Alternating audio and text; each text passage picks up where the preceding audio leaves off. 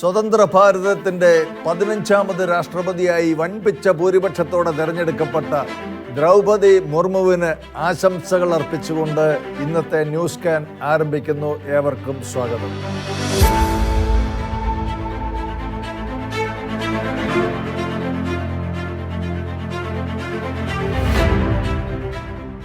BJP നേതൃത്വം കൊടുക്കുന്ന national democratic അലയൻസിൻ്റെ ഔദ്യോഗിക സ്ഥാനാർത്ഥിയായി രാഷ്ട്രപതി സ്ഥാനത്തേക്ക് മത്സരിച്ച ദ്രൗപദി മുർമു പ്രതിപക്ഷ സ്ഥാനാർത്ഥിയായിരുന്ന യശ്വന്ത് സിൻഹയേക്കാൾ വൻതോതിലുള്ള ജനപിന്തുണയും വോട്ടും പ്രതിപക്ഷത്തു നിന്നുപോലും നേടി ആധികാരിക വിജയത്തോടെയാണ് രാഷ്ട്രപതി പദത്തിലേക്ക് എത്തിച്ചേർന്നിരിക്കുന്നത്. ഒഡീഷയിലെ മയൂർഭഞ്ച് ജില്ലയിലെ ഉബർബോഡ എന്ന ഗോത്ര ഗ്രാമത്തിലാണ് ദ്രൗപദി മുർമു ജനിച്ചത്. ഗോത്രജന വിഭാഗത്തിൽ നിന്ന് ഇന്ത്യയിലെ പരമോന്നതമായ സ്ഥാനത്തേക്ക് എത്തുന്ന ആദ്യത്തെ വ്യക്തി എന്ന നിലയിൽ ശ്രീമതി ദ്രൗപദി മുർമു എന്തുകൊണ്ടും ശ്രദ്ധേയായിരിക്കുന്നു. തെരഞ്ഞെടുപ്പ് സ്ഥാനാർത്ഥി നിർണയങ്ങളിൽ കാലങ്ങളായി ഇവിടെ വെച്ചു പുലർത്തിപ്പോരുന്ന ചട്ടങ്ങളെയും മാനദണ്ഡങ്ങളെയും കടപുഴക്കിയെറിഞ്ഞുകൊണ്ട് വരേണ്യ സമൂഹത്തിൻ്റെ കുത്തകയായിരുന്ന പ്രഥമ സ്ഥാനത്തേക്ക് ദ്രൗപദി മുർമുവിനെ അവതരിപ്പിക്കാൻ BJP കാട്ടിയ ആർജവം അത്ഭുതാവഹമാണ്. ആ വിപ്ലവാത്മകമായ വീര്യത്തോടെ വരുന്ന ദിവസങ്ങളിൽ, വരുന്ന നാളുകളിൽ ഇന്ത്യയെ നയിക്കാൻ ദ്രൗപദി മുർമു എന്ന പ്രഥമ വനിതയ്ക്ക് കഴിയട്ടെ എന്ന് ആശംസിക്കുന്നു, പ്രാർത്ഥിക്കുന്നു. നീറ്റ് പരീക്ഷ എഴുതാൻ വന്ന വിദ്യാർത്ഥിനികളുടെ അടിവസ്ത്രം അഴിപ്പിച്ച ദൗർഭാഗ്യകരമായ സംഭവത്തെ തുടർന്ന് പരീക്ഷയുമായി നേരിട്ട് ഒരു ബന്ധവുമില്ലാത്ത കേവലം പരീക്ഷാ കേന്ദ്രം മാത്രമായിരുന്ന ആയൂർ മാർത്തോമ ടെക്നിക്കൽ കോളേജിനെതിരെ പുരോഗമന വിദ്യാർത്ഥി സംഘടനകൾ എന്ന് അവകാശപ്പെടുന്ന കലാപകാരികൾ നടത്തുന്ന ആക്രമണങ്ങൾ അപലപനീയവും ക്രൈസ്തവ സ്ഥാപനങ്ങൾക്കെതിരെയുള്ള ഏകപക്ഷീയമായ നീക്കവുമായി മാറിയിരിക്കുകയാണ്.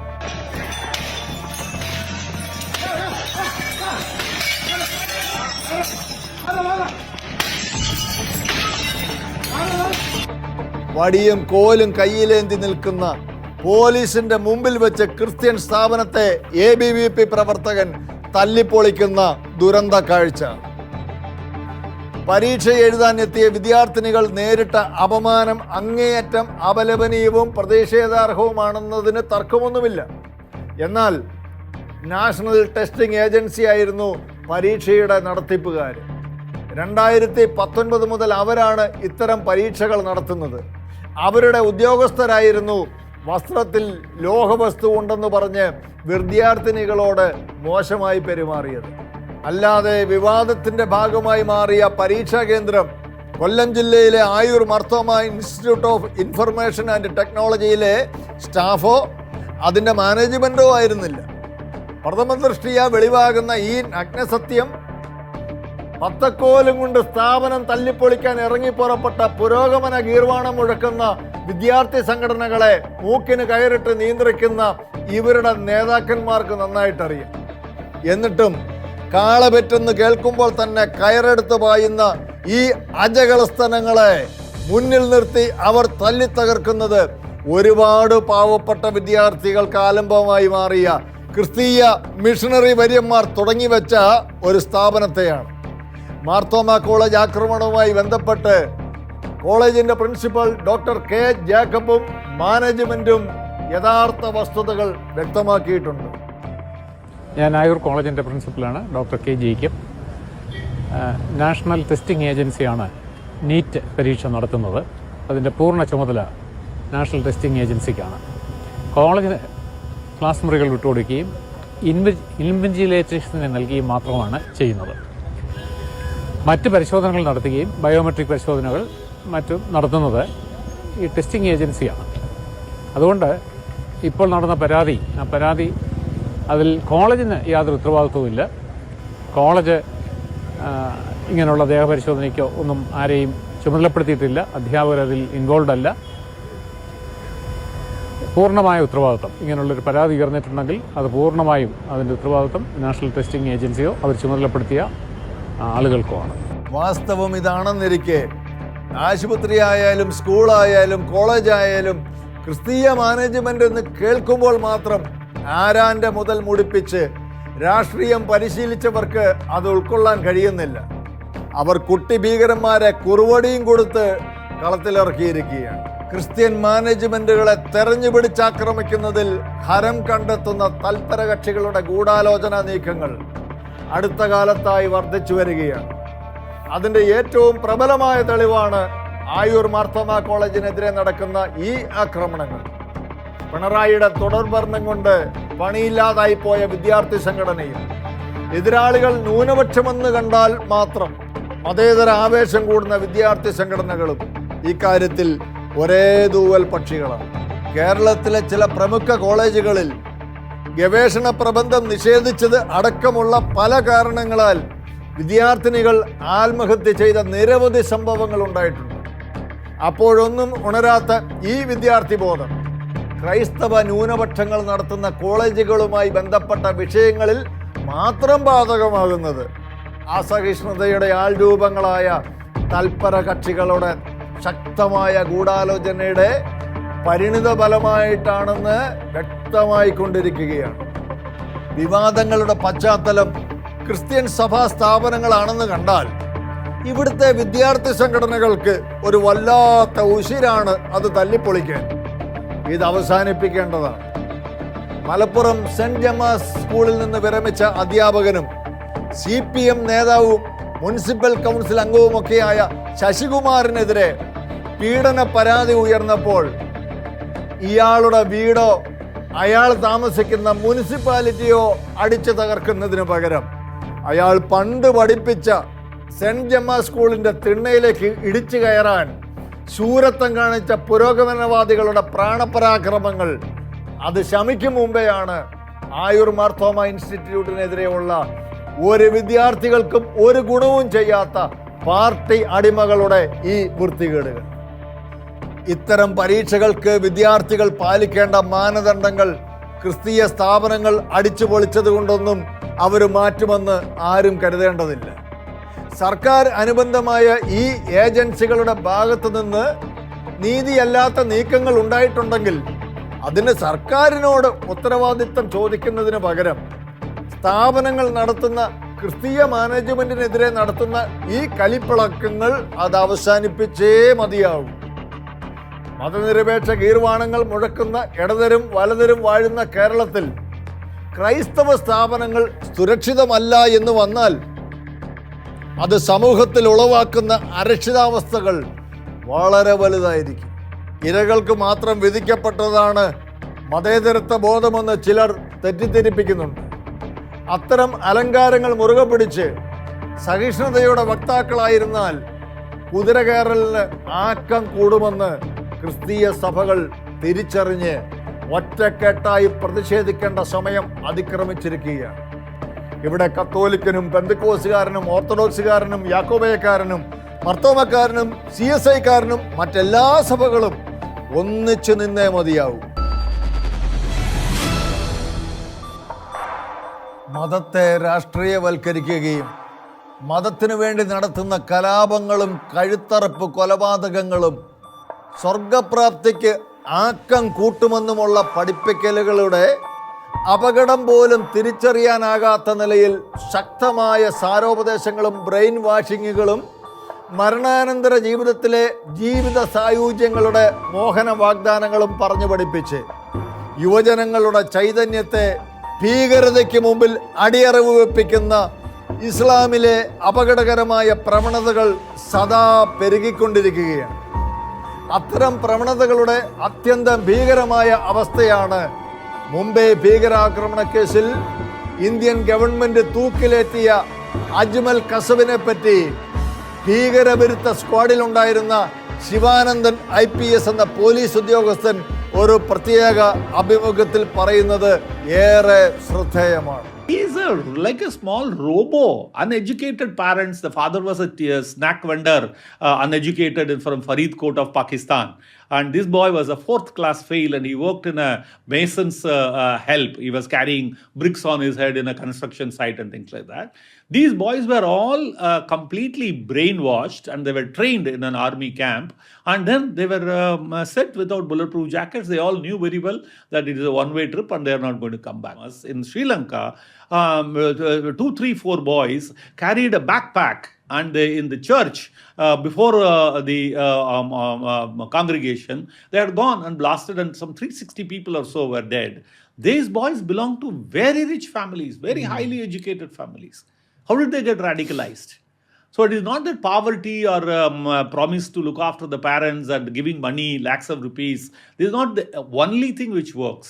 Something else also works. So this Sri Lankan example is there. And also I mentioned about lots and lots of girls who had gone to Syria. They were all used as sex slaves only. They were all European girls. They knew what they are up to. Not that they were not knowledgeable. They didn't go and fight a war, but then they were used for other things. Misused for other things, I would say. But then they were knowledgeable about it. They were radicalized, so they were blind to what's happening. Every other jihadi girl or boy, a lot of European girls also joined Syria, these ISIS, but then they are brainwashed and they are told that you will go there to heavens and there will be so many wine, women, and various other things are promised to them. This brainwashing does take place very, very effectively. തീരെ വിദ്യാഭ്യാസം കുറഞ്ഞ വ്യക്തിയായിരുന്ന Khasab ദാരിദ്ര്യം നിറഞ്ഞ പശ്ചാത്തലത്തിൽ പലഹാര കച്ചവടക്കാരുടെ മകനായിട്ടാണ് ജനിച്ചു വളർന്നത്. പാകിസ്ഥാനിലെ ഫരീദ് കോട്ടിൽ തീരെ വിദ്യാഭ്യാസം കുറഞ്ഞ ഒരു സമൂഹമായിരുന്നു അവരുടേത്. വെറും 4ാം ക്ലാസ് മാത്രം വിദ്യാഭ്യാസം ഉണ്ടായിരുന്ന കസബ് മൈക്കാട് പണി ചെയ്ത് ഉപജീവനം കഴിച്ച ആളായിരുന്നു.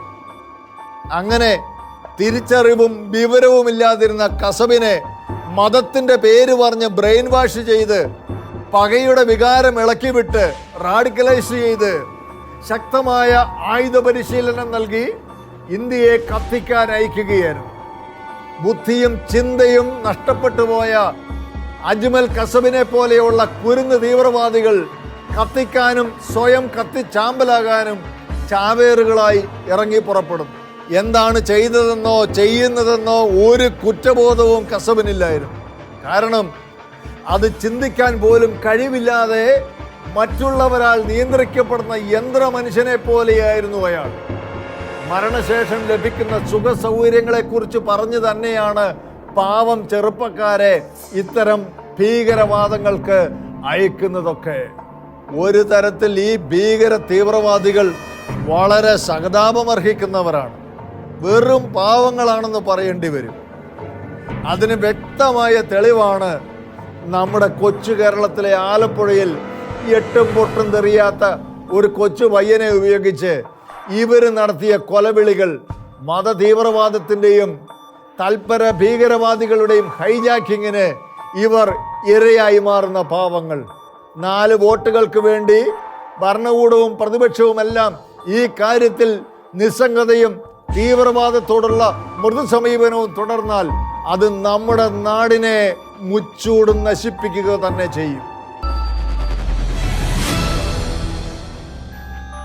കേരളത്തിൽ ഇപ്പോൾ നടക്കുന്നത് അരാജകത്വം നിറഞ്ഞ പോലീസ് തേർവാഴ്ചകളാണെന്ന് പറയാതിരിക്കാൻ വയ്യ.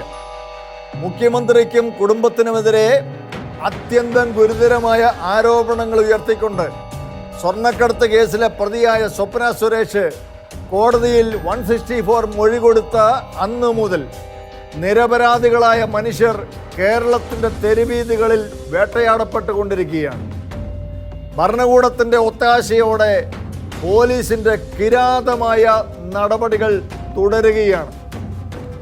ഒന്നിനു പുറകെ ഒന്നായി 3 കേസുകളിൽ PC ജോർജിനെ അറസ്റ്റ് ചെയ്തതും 1 ദിവസം ജയിലിൽ അടച്ചതും 3 പ്രാവശ്യവും പുഷ്പം പോലെ ജാമ്യം നേടി പുറത്തു വന്നതും നമ്മൾ കണ്ടതാണ്.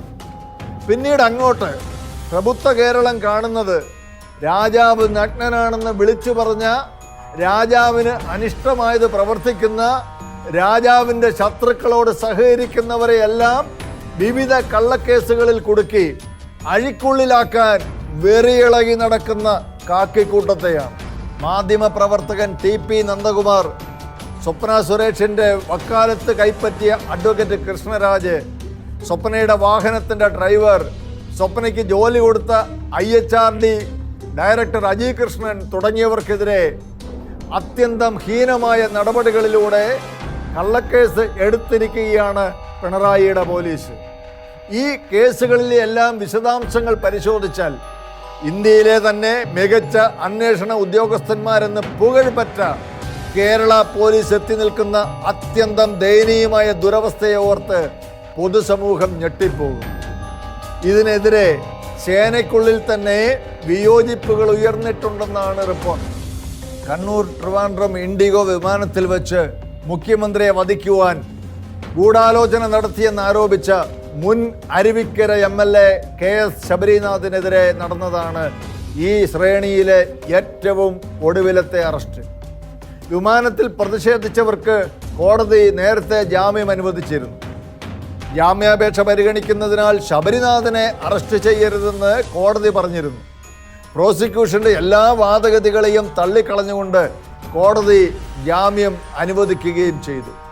അതറിഞ്ഞതിന് ശേഷം ശബരിനാഥനെ അറസ്റ്റ് ചെയ്തതായി രേഖയുണ്ടാക്കിക്കൊണ്ട് കേരള പോലീസ് വീരസ്യം കാട്ടി.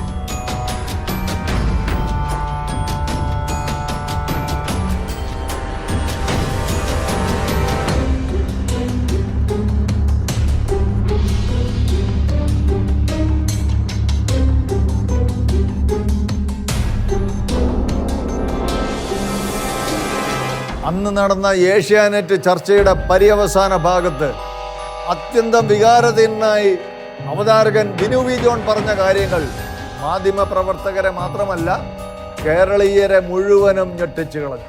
എല്ലാവർക്കും അറിയാവുന്നതുപോലെ 2 ദിവസത്തെ ദേശീയ പണിമുടക്ക് നടക്കുമ്പോൾ 2 നിരപരാധികളായ ഓട്ടോറിക്ഷക്കാർ ക്രൂരമായി മർദ്ദിക്കപ്പെടുമ്പോൾ അതിനെ പിച്ചലും മാന്തലുമായി ഒരു നേതാവ് വിശേഷിപ്പിച്ചപ്പോൾ അതിശക്തമായി ന്യൂസ് അവർ പ്രതികരിച്ചിരുന്നു.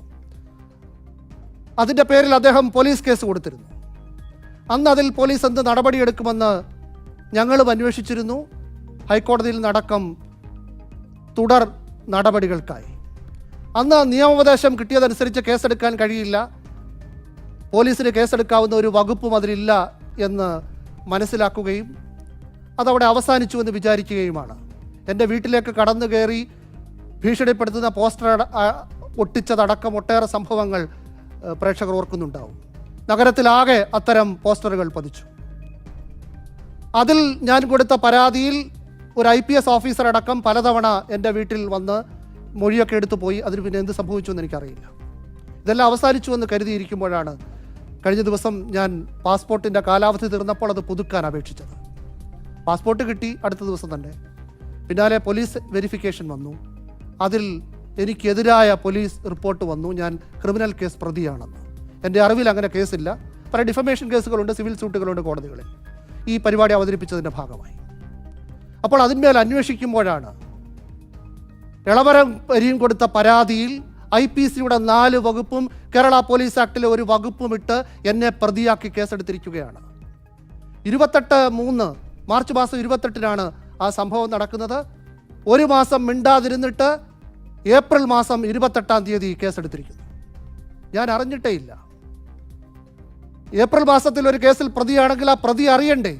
അറിഞ്ഞിട്ടില്ല, അത് താഴ്ത്തി വച്ചിരിക്കുകയാണ്. ഈ ആൾട്ട് ന്യൂസ് സഹ സ്ഥാപകനെ അറസ്റ്റ് ചെയ്തതിനെക്കുറിച്ച് കണ്ണീരൊഴുക്കുന്നവരുണ്ടല്ലോ, പ്രതിഷേധിക്കുന്നവരുണ്ടല്ലോ, അതുപോലെ താഴ്ത്തി വച്ചിരുന്നതാണ്. കുഞ്ഞിലയുടെ കേസ് ശ്രീ അഭിലാഷ് സൂചിപ്പിച്ചല്ലോ. ഇതുപോലെ താഴ്ത്തി വച്ചിരിക്കുകയാണ്, എന്തെങ്കിലും എടുത്ത് പൊക്കിക്കൊണ്ട് പോകാൻ. പാസ്പോർട്ടിൻ്റെ കാലാവധി അവസാനിച്ചതുകൊണ്ട് ഞാൻ അറിഞ്ഞു. അന്വേഷിച്ചപ്പോൾ അന്വേഷണ ഉദ്യോഗസ്ഥർ പറയുന്നു പൊളിറ്റിക്കൽ പ്രഷർ ഉണ്ടായിരുന്നു, അതുകൊണ്ട് 1 മാസം കഴിഞ്ഞ് കേസെടുത്തു. അതിങ്ങനെ താഴ്ത്തി വെച്ചിരിക്കുകയാണ് എന്നെങ്കിലും പിടിക്കാൻ. അതുകൊണ്ട് അത് കേരളത്തിലും സംഭവിക്കും. ഫാസിസ്റ്റ് കേരളം ഭരിക്കുമ്പോൾ ഇതിലപ്പുറവും സംഭവിക്കും. നാളെ ഒരുപക്ഷെ ഇത് പറയാൻ ഞാൻ നിങ്ങൾക്ക് മുന്നിൽ ഉണ്ടാവില്ല. ശബരിനാഥിനെ പോലെ ഒരുപക്ഷെ ജാമ്യത്തിലിറങ്ങാൻ കഴിഞ്ഞെന്ന് വരില്ല. അതൊക്കെ ചെയ്യുന്നവരാണ് പോലീസ്. അതുകൊണ്ട് ഇതിനൊക്കെ കാരണഭൂതരായ പിണറായി വിജയന് 100 കോടി അഭിവാദ്യം. കേരളത്തിൽ ഇപ്പോൾ ഭരണകൂട ഒത്താശയോടെ നടമാടുന്ന പോലീസ് ഭീകരത പാസ്പോർട്ട് പുതുക്കാൻ നൽകിയപ്പോൾ മാത്രമാണ് തനിക്കെതിരെയുള്ള ക്രിമിനൽ കേസുകളെപ്പറ്റി ബിനു വി ജോൺ അറിഞ്ഞതത്രേ. ഗുരുതരമായ ആരോപണങ്ങളാൽ ആകെ വലഞ്ഞ് കിതച്ചു നീങ്ങുന്ന ഭരണകൂടത്തിനും പോലീസിനും പിടിവിട്ട മട്ടാണ്. ആനയ്ക്ക് മതമിളകിയാൽ ചങ്ങലക്കിടാം, എന്നാൽ ചങ്ങലയ്ക്ക് മതമിളകിയാലോ? കണ്ണൂരിൽ നിന്ന് തിരുവനന്തപുരത്തേക്ക് ഇൻഡിഗോ വിമാനത്തിൽ പറന്ന മുഖ്യമന്ത്രിയെ കരിങ്കൊടി വീശി വധിക്കാൻ ശ്രമിച്ച സംഭവത്തിൽ പണിഷ്മെന്റുമായി ഇൻഡിഗോ കമ്പനി രംഗത്തെത്തി. മുഖ്യമന്ത്രിയെ വധിക്കാൻ ശ്രമിച്ച യൂത്ത് കോൺഗ്രസുകാർക്ക് 2 ആഴ്ച യാത്രാവിലക്കും അവരെ തടഞ്ഞ LDF കൺവീനർ EP ജയരാജന് 3 ആഴ്ചത്തെ യാത്രാവിലക്കും. ഇൻഡിഗോ കമ്പനി തെറ്റായിട്ടുള്ള നിലപാടാണ് ഇപ്പോൾ സ്വീകരിച്ചിട്ടുള്ളത്. അവരിപ്പോൾ എനിക്ക് 3 ആഴ്ചയ്ക്ക് യാത്രാവിലക്കാണെങ്കിൽ ഞാൻ ഇനി ഈ ഇൻഡിഗോ കമ്പനിയിൽ യാത്ര ചെയ്യില്ല. ഇത് ഇത്ര നിലവാരമില്ലാത്ത ഒരു കമ്പനിയാണെന്ന് ഞാൻ മനസ്സിലാക്കിയില്ല. എനിക്ക് തോന്നുന്നത് കണ്ണൂരിൽ നിന്ന് തിരുവനന്തപുരത്തേക്കുള്ള ഫ്ലൈറ്റിൽ ഏറ്റവും കൂടുതൽ യാത്ര ചെയ്തത് ഞാനും ഭാര്യയുമായിരിക്കും. ഇനി ഇൻഡിഗോ കമ്പനിയിൽ ഞാൻ യാത്ര ചെയ്യുകയില്ല. ഇതൊരു വൃത്തികെട്ട കമ്പനിയായിട്ട് ഞാൻ മനസ്സിലാക്കുന്നു, നിലവാരമില്ലാത്ത കമ്പനിയായിട്ട് ഞാൻ മനസ്സിലാക്കുന്നു. കണ്ണൂരിൽ നിന്ന് തിരുവനന്തപുരത്തേക്ക് നടന്നു പോകേണ്ട ഗതികേട് വന്നാലും ഇനി ഇൻഡിഗോ വിമാനത്തിൽ കയറുകയില്ല എന്ന ഭീഷ്മ ശപഥവുമായി ജയരാജൻ എത്തിയത് വിമാന കമ്പനിയെ മാത്രമല്ല കേരളീയരെ മുഴുവൻ ഞെട്ടിച്ചു കളഞ്ഞു. പറഞ്ഞ വാക്കിൽ ഉറച്ചു നിൽക്കുന്ന കൺവീനർ സാർ ഇൻഡിഗോയെ ബഹിഷ്കരിച്ച് യാത്ര ട്രെയിനിലാക്കി.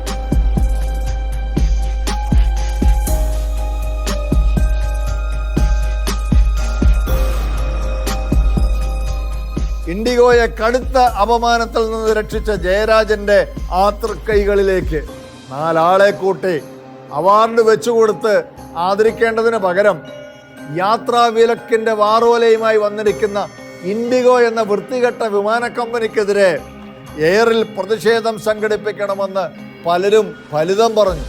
പക്ഷേ സംഭവിച്ചത് നേരെ മറിച്ചാണ്. നികുതി അടയ്ക്കാതെ ഓടിയ ഇൻഡിഗോയുടെ ബസ് കേരള പോലീസ് ഓടിച്ചിട്ട് പിടിച്ചു.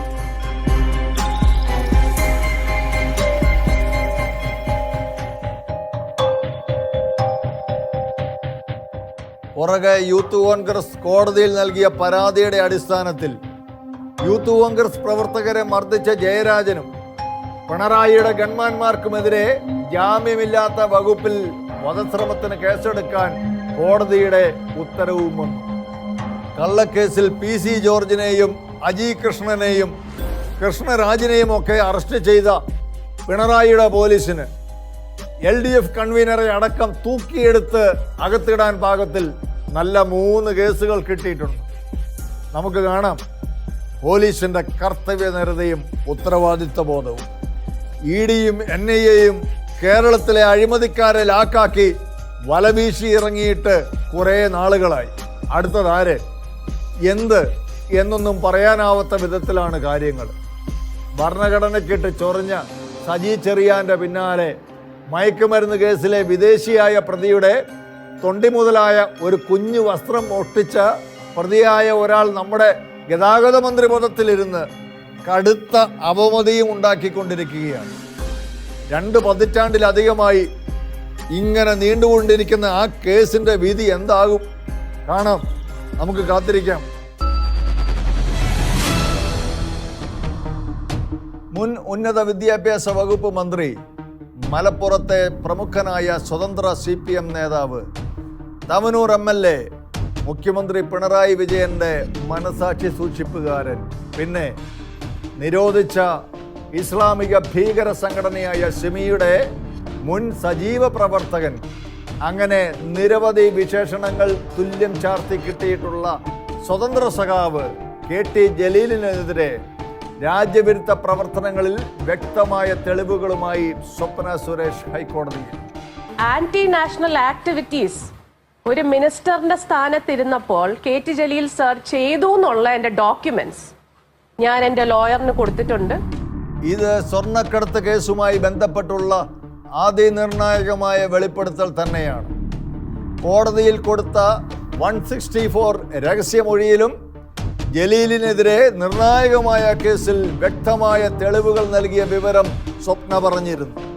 ഇപ്പോഴിതാ UAE കോൺസുലേറ്റുമായുള്ള ഇടപാടിൽ ജലീൽ പ്രോട്ടോകോൾ ലംഘിച്ചു എന്നുകൂടി അവർ ഹൈക്കോടതിയിൽ നൽകിയ മറുപടി സത്യവാങ്മൂലം സർക്കാരിനും കടുത്ത തലവേദനയായിരിക്കുന്നു. ഇതോടെ ജലീൽ പ്രതിരോധത്തിലായിരിക്കുന്നു. ഇതിന് ജലീൽ നൽകിയ പ്രതികരണം വളരെ വിചിത്രമാണ്. പ്രോട്ടോകോൾ ലംഘനമാണ് എന്ന് തന്നെ വിചാരിക്കുക. എന്താണ് കുഴപ്പം? എന്തെങ്കിലും ഒരു ശിക്ഷ പറയണ്ടേ? പ്രോട്ടോകോൾ ലംഘിച്ചാൽ തൂക്കിക്കൊല്ലാൻ വിധിക്കുമോ? ഭരണാധികാരികൾ വിദേശ രാജ്യങ്ങളുമായി വ്യവഹരിക്കുമ്പോൾ ചില പെരുമാറ്റച്ചട്ടങ്ങൾ ഉണ്ടെന്ന് ജലീലിനറിയാം. അത് ലംഘിച്ചു എന്നും അറിയാം. എന്നിട്ടും പറഞ്ഞത് കേൾക്കുന്നില്ലേ? പ്രോട്ടോകോൾ ലംഘിച്ചാൽ തൂക്കിക്കൊല്ലുമോ എന്ന്? എങ്കിലൊന്ന് കാണട്ടെ. പേഷായിരിക്കും. കോളേജ് അധ്യാപകൻ കൂടിയായിരുന്ന സംസ്ഥാനത്തിൻ്റെ ഉന്നത വിദ്യാഭ്യാസ മന്ത്രി ഡോക്ടർ ജലീലിന് പ്രോട്ടോകോൾ അറിയില്ലത്രേ. 10ാം ക്ലാസ് ജയിക്കാത്ത സ്വപ്ന പ്രോട്ടോകോൾ പറഞ്ഞു കൊടുത്തില്ലെന്ന്. കൊള്ളാം, നല്ല അസൽ ഉരുളല് തന്നെ. കോവിഡ് കൊടുമ്പിരി കൊണ്ടിരിക്കെ UAE-യിൽ കോവിഡ് ബാധിച്ച് മരിച്ചവരുടെ സചിത്ര റിപ്പോർട്ട് മാധ്യമം പത്രത്തിൻ്റെ കോഴിക്കോട് എഡിഷനിൽ വന്നത് UAE-യെ മോശമാക്കുന്നതാണെന്ന് കണ്ട് മനംനൊന്താണ് ജലീൽ പ്രകോപിതനായത്. കോവിഡ് ബാധിതരായി ഇന്ത്യക്കാർ മരിച്ചതിലായിരുന്നില്ല ജലീലിന് വിഷമം. ആ വാർത്ത UAE-യെ നോവിച്ചു എന്നോർത്തായിരുന്നു. കൊള്ളാം, നല്ല മന്ത്രി. മീഡിയ 1 ചാനലിനെതിരെ കേന്ദ്ര സർക്കാർ നടപടിയെടുത്തപ്പോൾ ഇരവാദവും കരച്ചിലുമായി വന്നവർ ഒരു വാർത്ത നിമിത്തം അറബ് രാജ്യത്തിന് നൊന്തു എന്ന് പറഞ്ഞ് ആ പത്രത്തെ നിരോധിക്കാൻ കത്തയച്ചിരിക്കുന്നു. KT ജലീൽ എന്ന പേര് മറച്ച് അബ്ദുൾ ജലീൽ എന്ന പേരിലായിരുന്നു ജലീലിൻ്റെ കത്ത്.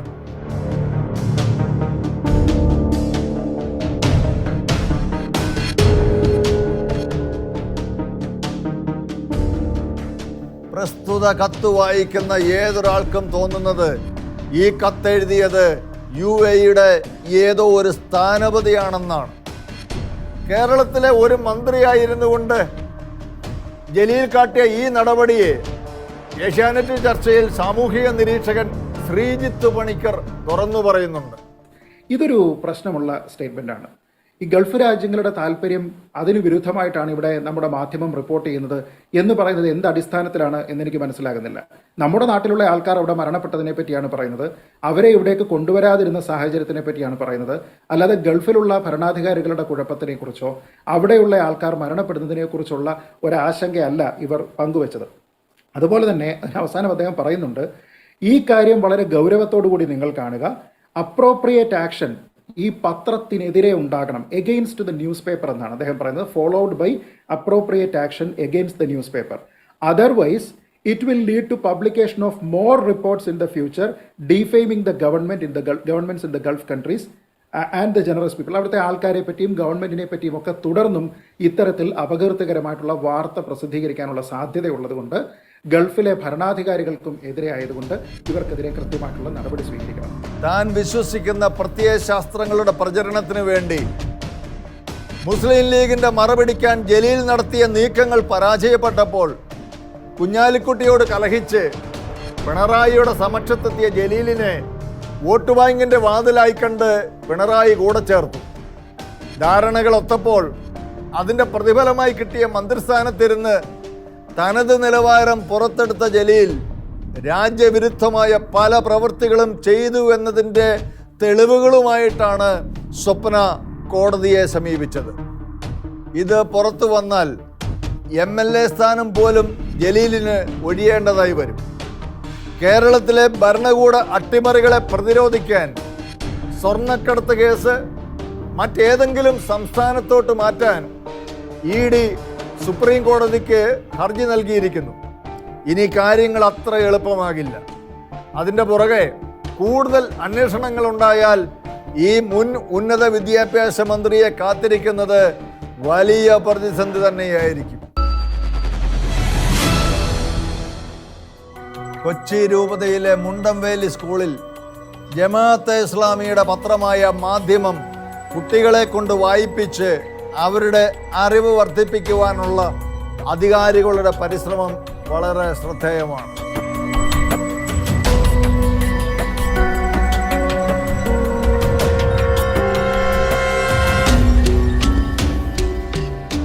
താലിബാൻ വിസ്മയമെന്ന് വിശേഷിപ്പിച്ച മാധ്യമം പത്രം തന്നെ വേണം ക്രൈസ്തവ മാനേജ്മെന്റിന് കീഴിലുള്ള സ്കൂളിലെ നമ്മുടെ കുട്ടികൾ വായിച്ചു വളരേണ്ടത് എന്ന് തീരുമാനമെടുത്ത അധികാരികൾ എത്ര നിഷ്കളങ്കരും വിശാലമനസ്കരുമാണെന്നാണ് ഇതിലൂടെ മനസ്സിലാക്കപ്പെടേണ്ടത്. പക്ഷേ ഒരു സംശയം, ഇവർ ഈ ലോകത്തും നമ്മുടെ നാട്ടിലും നടക്കുന്ന സംഭവങ്ങളൊന്നും അറിയാത്തവരാണോ? ഇത്തരം അറിവുകൾ പഠിച്ചു വളരുന്ന തലമുറകളുടെ ഗതികേടിൽ വിസ്മയിച്ചുകൊണ്ട് ന്യൂസ് കാൻ ഈ ആഴ്ച ഇവിടെ അവസാനിക്കുന്നു. വീണ്ടും അടുത്ത ആഴ്ച ഇതേ ദിവസം ഇതേ സമയം.